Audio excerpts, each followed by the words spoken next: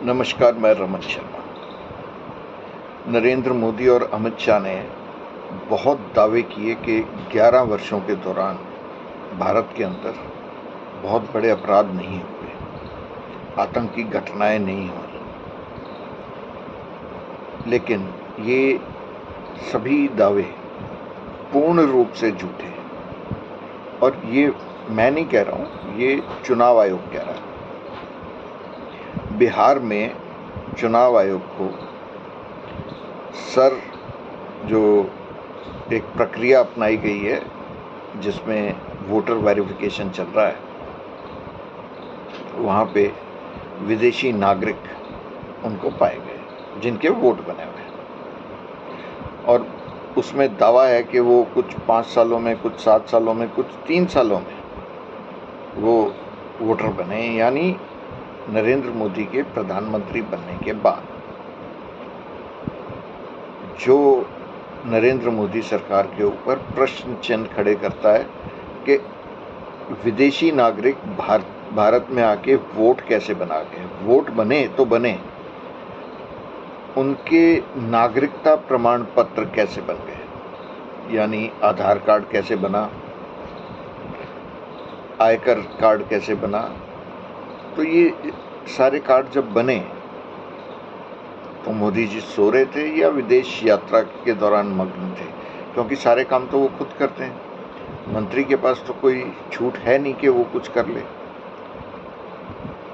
यानी भारत के अंदर विदेशी घुसपैठ हो चुकी है पूर्ण रूप से। जो सीमा पार करके आता है उसको भी मोदी नहीं रोक पा रहे। जो विदेशी भारत में आके अपराध करता है उसको भी नहीं रोक रहे। कहाँ दावा कर रहे थे विदेशों में पड़ा काला धन मैं ले आऊँगा, उसके ऊपर भी उन्होंने हाथ खड़े कर दिए कि वो नहीं ला सकते।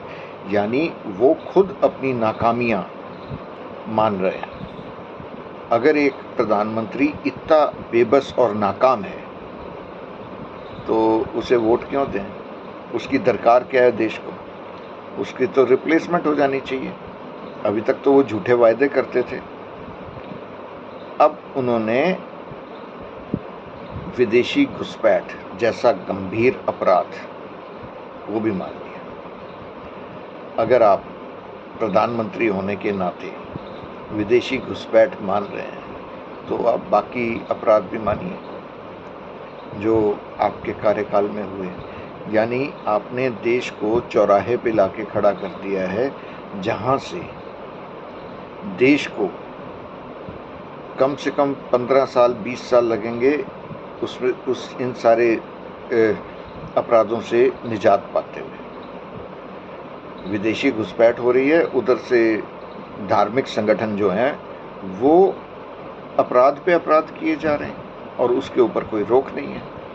यानी कानून को मानने वाला नागरिक देश में अब सुरक्षित नहीं है। खासकर जब तक नरेंद्र मोदी प्रधानमंत्री और अमित शाह गृह मंत्री हैं, तब तक आप भूल जाइए कि आप घर में सुरक्षित हैं। आपके ऊपर कभी भी वार हो सकता है। यानी ये सभी अपराधी या तो मोदी और अमित शाह द्वारा संरक्षित हैं या इनके काबू से बाहर हैं और इनके पास ऐसा कोई हल नहीं है कि इनके ऊपर काबू पाया जा सके। धन्यवाद, नमस्कार।